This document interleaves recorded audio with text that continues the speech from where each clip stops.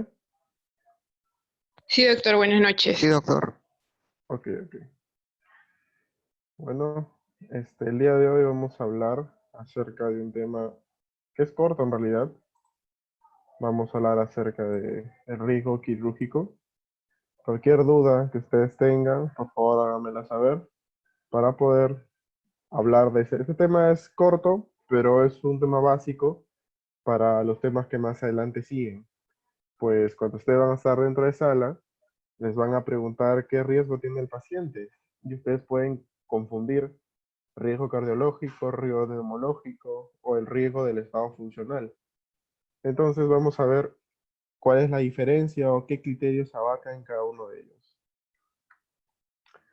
Bueno, en primer lugar, el riesgo quirúrgico es, es una evaluación que se debe realizar en el perioperatorio.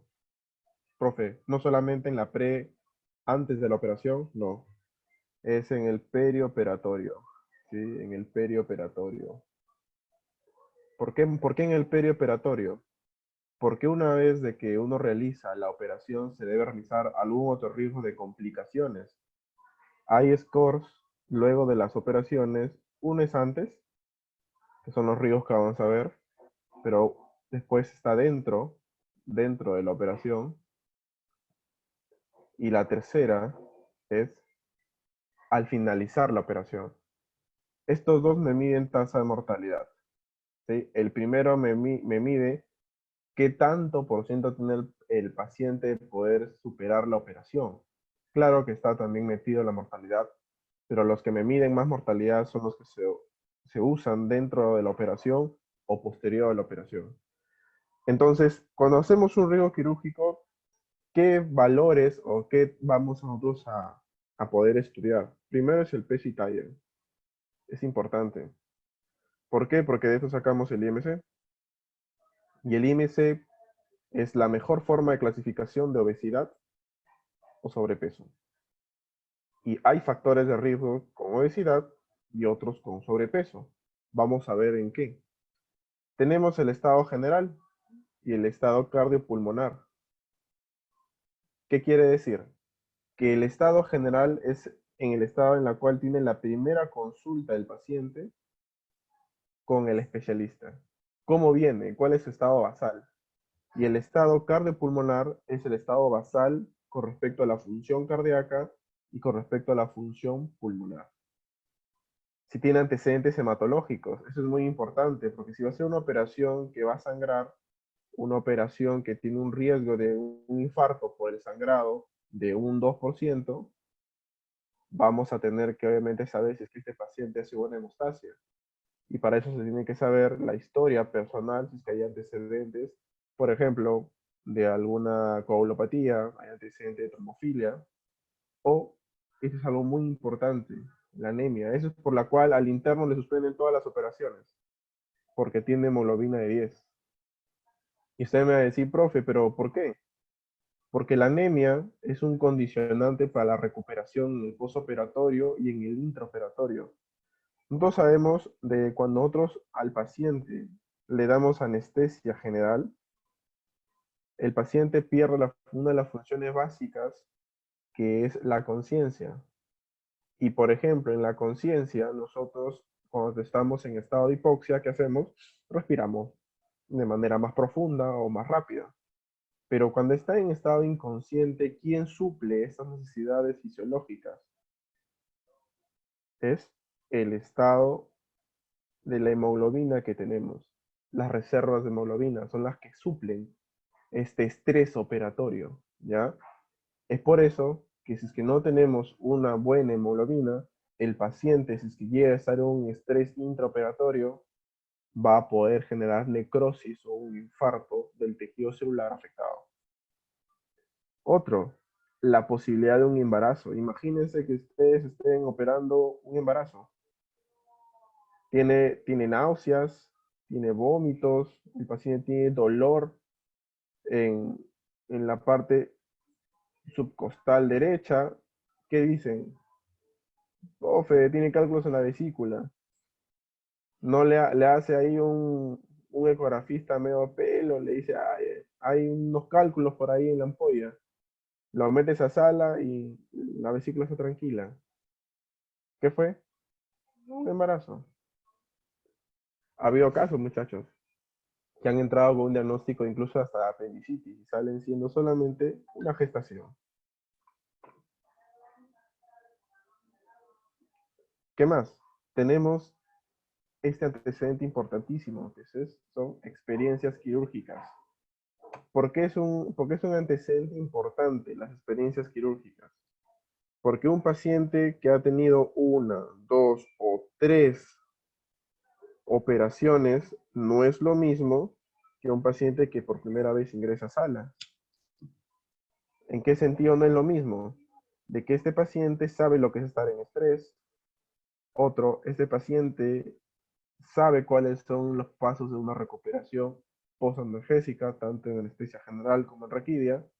Y tercero, que este paciente, ¿qué es lo que más es lo que sufren en los pacientes que no han sufrido una experiencia quirúrgica? La rehabilitación. La rehabilitación. Es importantísimo. Un paciente que no tiene una experiencia quirúrgica, tú tienes que asegurarte que comprenda esos tres puntos importantes. Esa es la labor del anestesiólogo y también del cirujano, porque el riesgo quirúrgico, ¿quién los hace? Básicamente los dos. Entonces, un paciente con una nueva experiencia quirúrgica tiene que explicarse el dolor, el manejo del estrés y la rehabilitación. Tienes que preguntarle si es que ha habido anestesia o la han anestesiado previamente. Imagínense que ustedes le quieran poner propofol para poder dormir al paciente y el paciente cuando le hicieron una incisión, no sé, de niño, sevoflurane, lo operaron o por ejemplo le pusieron lidocaína para poder, o bupivacaína para poder quitarle un diente y el paciente te ha hecho una reacción alérgica. Entonces se tiene que saber si el paciente le han puesto anestésico antes. Imagínense que ustedes quieren poner bupivacaína para hacer una raquidia y el paciente quiere hacer una hipotensión ortostática. Y ustedes no preguntaron de cuando le sacaron el diente, el paciente se le bajó la presión. Otro, estos son importantes en cierta forma dependiendo no solamente de la operación, sino que el tabaquismo y el alcoholismo, ¿en qué están influidos? Si yo tengo estos dos factores de riesgo, ¿qué me quiere decir? Que el paciente tiene un alto riesgo de ateromatosis. Está documentado, muchachos, ¿eh? Ateromatosis. Porque esos son los factores principales para daño endotelial. Y aparte del daño endotelial, cuando se daña la pared del endotelio vascular, ¿con qué se suple? ¿Con plaquetas? No, se suple con placas ateromatosas de grasa, de colesterol. Entonces, si tú eres un paciente que fuma y que es alcohólico, riesgo de ateromatosis. Y si hay riesgo de ateromatosis, riesgo de infarto. Riesgo de infarto. Y otros, pero según los hallazgos que vamos a encontrar. Entonces, nuestro riesgo quirúrgico, nuestro riesgo perioperatorio para poder ingresar a un paciente a la sala quirúrgica, tienen que tener estos como mínimo. Riesgo cardiovascular, o lo que el interno le llama SOE-KG, y punto. No solamente KG, y te lo vamos a ver. El riesgo quirúrgico anestesiológico. Si el paciente por A o B se complica, ¿qué tan fácil es para poder intubar al paciente? Tiene que tener su riesgo neumológico. Profe, pero eso no solamente para los fumadores, no. ¿Cuál es la primera causa de fiebre postoperatoria, chicos? Cirugía. Atelectasias. Profe, ¿qué? ¿Por qué, profe? ¿Por qué son las atelectasias? Porque en el momento operatorio, el paciente, ¿cómo está parado? Está en decúbito supino. Y al momento de estar en esa posición, el paciente, ¿qué es lo que hace? Colapsa las bases, porque no están totalmente aireadas. En cristiano, profe, miren, acá está el paciente, su boquita, su cuello, su tórax, acá, ¿sí? Por acá está su bracito. ¿Ya? Miren, en esto podemos sacar esta imagen. Que el pulmón, las zonas de acá van a estar aireadas. ¿Y las zonas de acá? ¿Y las zonas de acá? Porque si el aire ingresa por presión, ¿hacia dónde van a, o por gravedad, hacia dónde van a ir a ventilar? Todas las zonas basales. Pero las zonas apicales, bueno, apicales en esta posición, entonces el paciente hace colapso alveolar. Una de las primeras causas de fiebre postoperatoria de cualquier operación, atelectasias. Entonces, si un paciente, imagínense, que le encuentra una espirometría, un volumen forzado al primer minuto menos de 60, le van a decir al cirujano, ah, claro, que opere el R1, profe. Doctor, opere el R1 para que se demore 5 horas en una apendicitis. Le van a decir, ¿por qué? Porque mayor tiempo operatorio, mayor riesgo de atelectasia. ¿Ok? Y un riesgo quirúrgico con respecto al estado físico. Este es lo que ustedes llaman, o a lo que lo llaman riesgo quirúrgico normalmente, la clasificación de ASA. ¿Ok? Vamos a ver uno por uno, muchachos. Entonces, empezamos con el riesgo cardiovascular. Riesgo cardiovascular. El riesgo cardiovascular es principal. ¿Por qué? Porque ¿cuál es la primera complicación para un postoperatorio o intraoperatorio? Sangre. Y si sangra, ¿qué hace? Infarto. Infarto. ¿Ok? Entonces, si el paciente no tiene una buena circulación, el paciente no tiene un correcto riesgo cardiovascular, el paciente puede entrar en un paro y no lo saca nadie. Entonces, es esencial y es el más estudiado. ¿Sí? Es el más estudiado hasta ahorita. ¿Por qué? Porque siguen saliendo scores para poder valorar este riesgo cardiovascular. Ahora, es esencial y es importante para pacientes que obviamente han tenido antecedente de una cardiopatía isquémica, ¿sí? Si tienes un paciente que ha estado operado de un stent, que le han puesto un stent con medicamentado, imagínense ese paciente, ¿cuál va a ser su riesgo cardiovascular? ¿Será 1, 2, 3 o no entra a sala? Entonces, ¿para qué también va a ser esencial?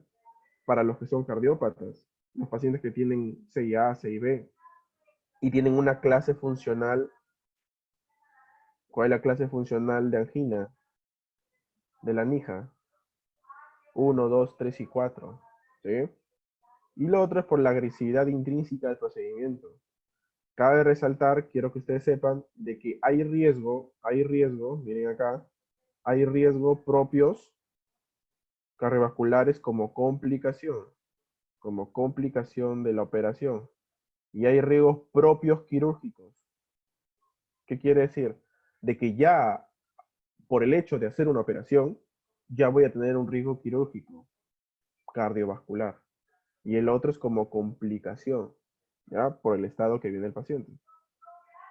Imagínense un paciente que tiene una cardiopatía isquémica, ¿ya? Pero es asintomático, pero hay antecedente de un IMA. El paciente va a tener un tipo de clasificación. A uno que tiene una angina estable. ¿A qué se le llama angina estable, muchachos? La angina estable es la angina que ustedes, por ejemplo, están tranquilitos, sentados están en reposo y no pasa nada, pero empiezan a correr y empiezan a tener dolor anginoso. Pero cede cuando reposan. Y una angina inestable es cuando ustedes están sentados tranquilos viendo su laptop y les agarra un dolor anginoso sin hacer ningún tipo de actividad física. ¿Ya? Y dura más de 15 minutos y tiene todas las características del dolor. Otros son los asintomáticos, pero que ya tienen una cardiopatía isquémica no solamente probable, sino demostrada. Tiene un ecocardiograma que te dice que tiene el volumen de eyección del ventrículo izquierdo, un BEFI, un FEBI, menos de 30, el paciente ya está para que le cambien de corazón. ¿Ok? Entonces, Yo me he basado, yo me he basado en lo que, por ejemplo, está en su sílabo, muchachos, lo que está en su sílabo, pero también me he basado para poder darles un poquito más de nivel en las separatas del Mira Asturias. Y el Mira Asturias te dice, tigres que van a postular a la residencia en España. Miren, ¿cuáles son las cosas de manera general que un médico cardiólogo tiene que valorar para hacer un riesgo cardiovascular? Uno, que el paciente tolere el ejercicio. ¿Por qué, profe? Porque si un paciente me tolera ejercicio, ¿qué estoy valorando? Si hay energía estable o inestable. Es la forma más eficaz para poder ver o poder suplantar a un holter, ¿ya? Entonces yo le hago tolerancia al ejercicio. Tú le dices al paciente, empieza a preguntar, ¿no? ¿Usted juega normalmente fútbol? ¿Usted normalmente realiza actividad? Y si el paciente no te empieza a dar datos, tú le empiezas obviamente, ¿no? A ver, de acá, corra, camine. Si usted camina 3 cuadras, 4 cuadras, siente cansancio, entonces ustedes van valorando si el paciente tolera o no el ejercicio. Y con eso tienen una idea, porque obviamente ellos dicen, oh, cuando camino 5 cuadras ya me empiezo a agitar. Y ellos llaman a agitar quizás a un dolor de pecho. Entonces, si tú ya tienes que en 5 cuadras el paciente ya empieza a agitarse, obviamente no corriendo, sino caminando, aguanta. El paciente no tolera muy bien el ejercicio. ¿Cuál es el segundo punto? El segundo punto es la exploración física. Y con respecto a la exploración física, ¿qué tengo que valorar? Si el paciente tiene hipertensión arterial. Otro, si el paciente tiene algún estigma cardíaco. ¿Cuáles son los estigmas cardíacos? El paciente tiene ingurgitación yugular. El paciente tiene reflujo hepatoyugular. ¿Qué estigma otro hepático? Perdón, hepático no, cardíaco. Que el paciente, por ejemplo, podamos ver el signo de Muset. ¿Cuál es el signo de Muset? El signo de la insuficiencia aórtica, que es el movimiento de la cabeza con cada latido cardíaco. Entonces son signos semiológicos y que nos van a dar sospechar de una patología cardíaca. Y el tercero, no menos importante, es nuestro queridísimo EKG. Esto es lo básico que el cardiólogo debe preguntar. Y si ustedes son un poco minuciosos en su internado, van a poder saber o se van a poder enterar de que el cardiólogo hace un riesgo rapidísimo. ¿Pero en qué se basa? Tolerancia al ejercicio, su exploración física y su EKG. Y en el EKG, ¿qué es lo que tenemos que nosotros evitar? Ya me imagino que acá, aunque sea la mayoría, ha empezado a leer ecocardiograma, EKGs.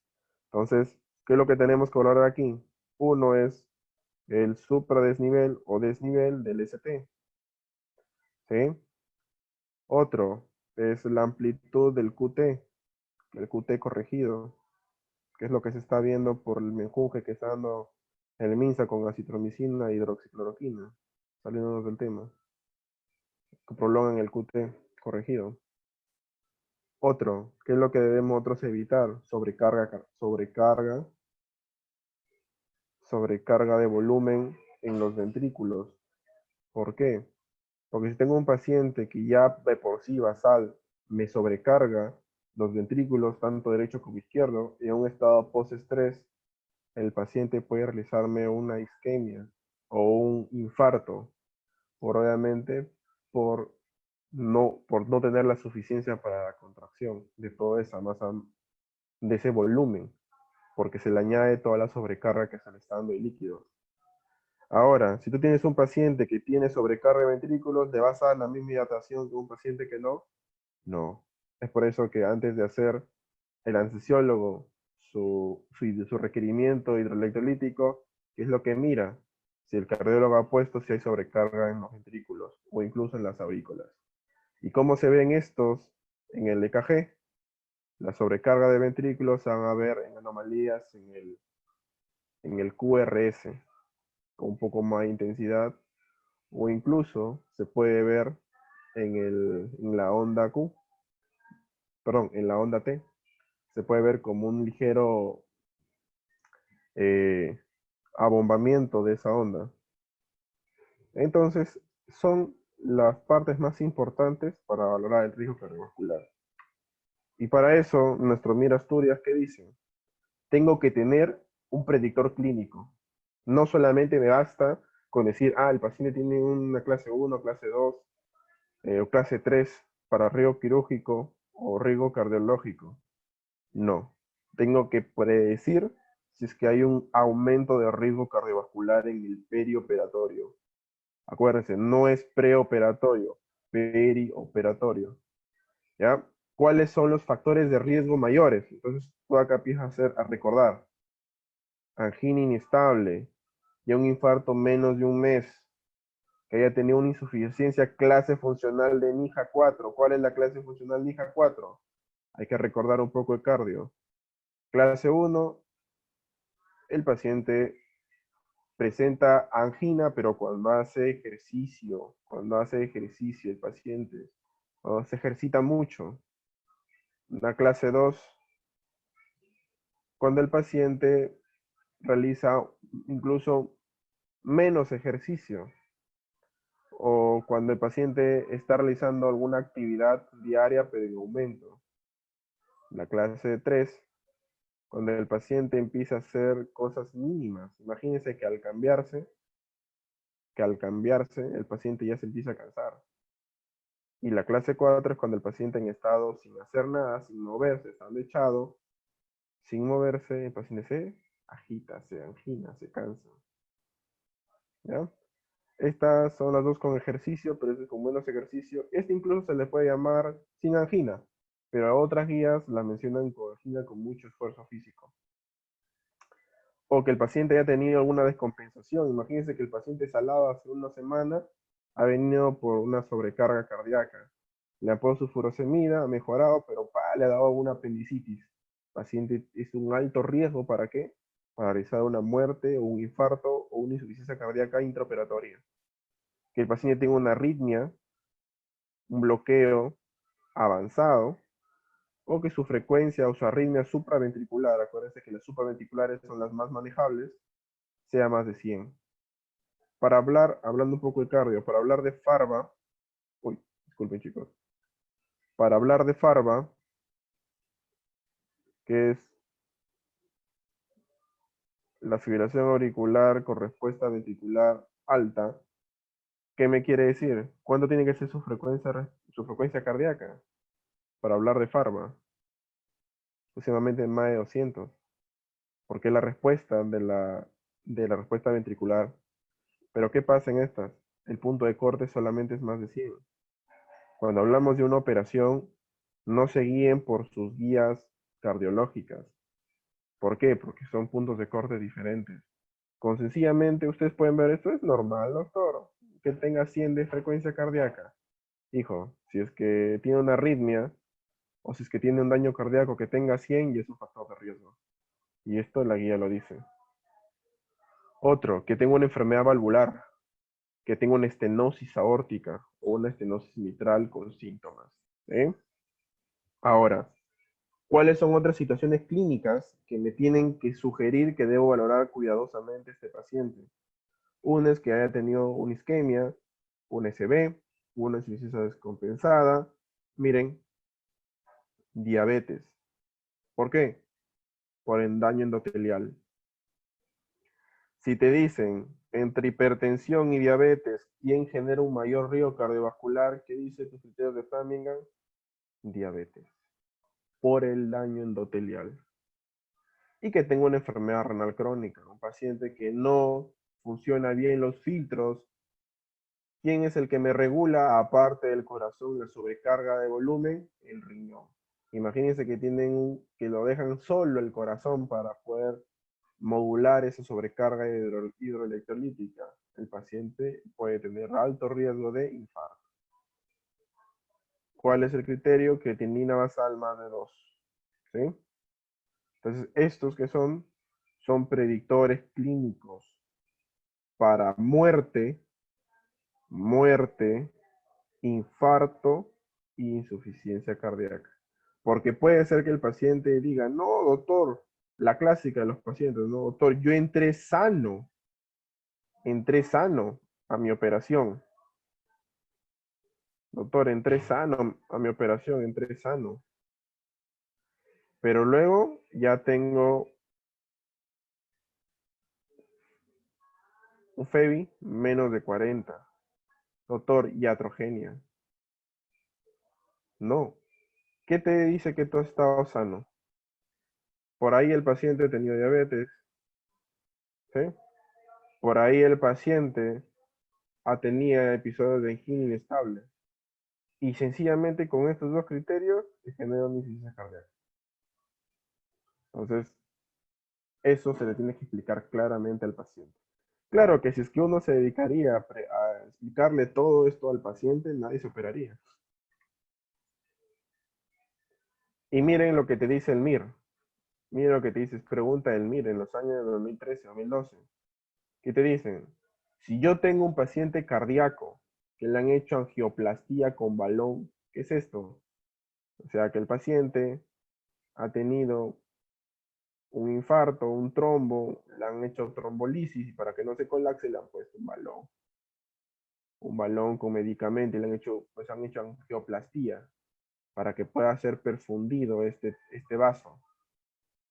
Si la operación ha sido menos de 14 días, nada que ver. Tienes que retrasar la cirugía por lo menos un mes.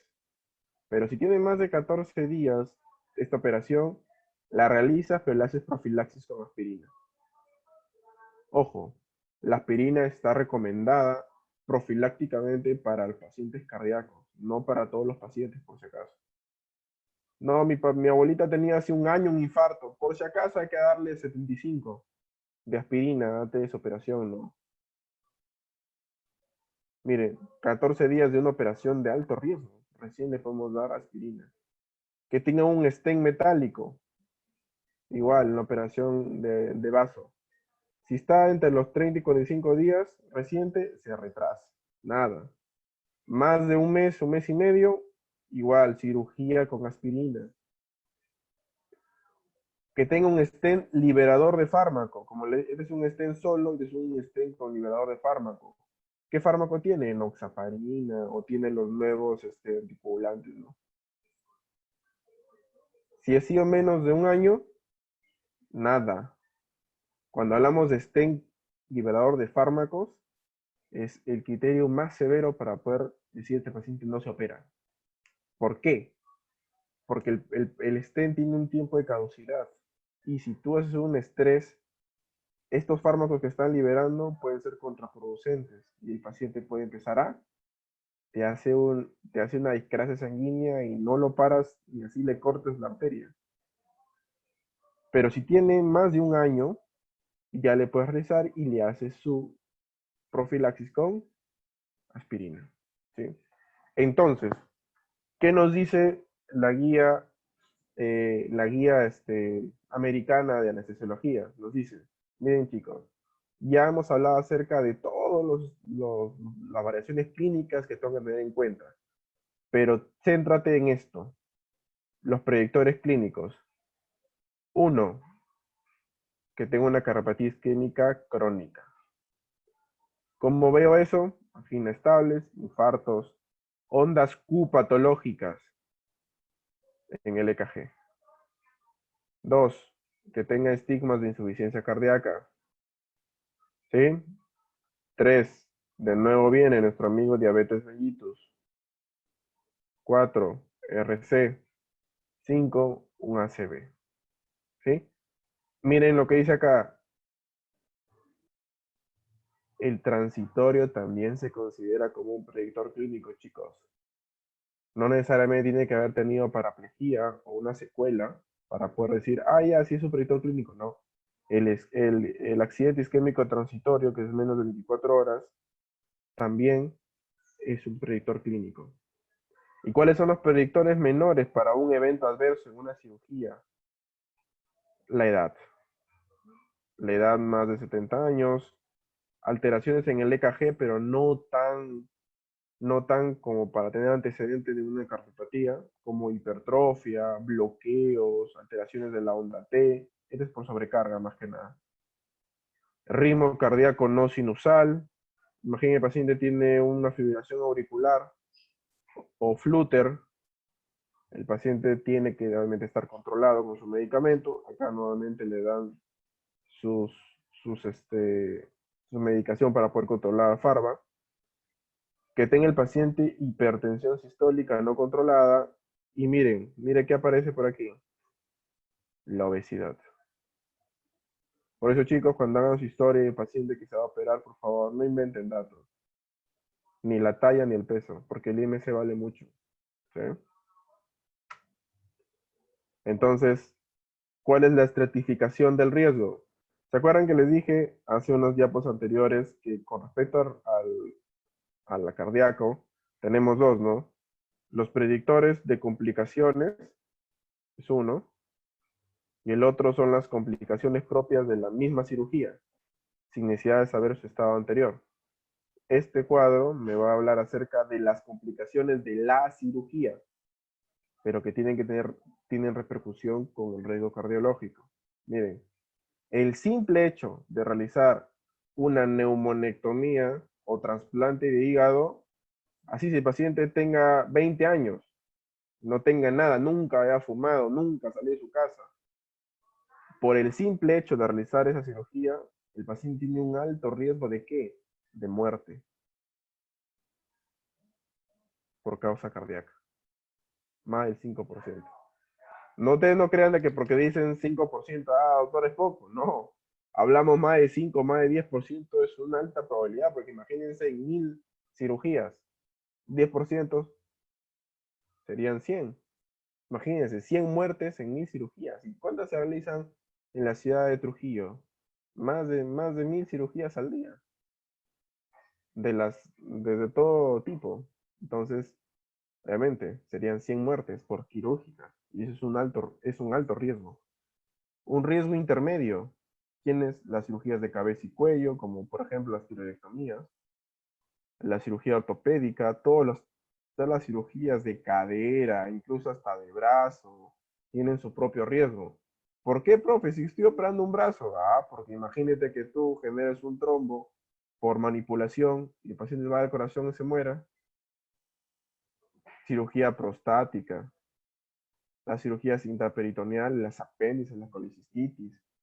¿Y quiénes tienen riesgo bajo? Las cirugías que no invaden mucho, como las mastectomías, las ginecológicas menores, como la corrección de distopias, las hemorroides, cirugía de ojo, las cirugías de meniscos, ortopedia, los procedimientos como endoscopía, colonoscopía, o la cirugía ambulatoria como la extracción de quistes, etc., ¿no?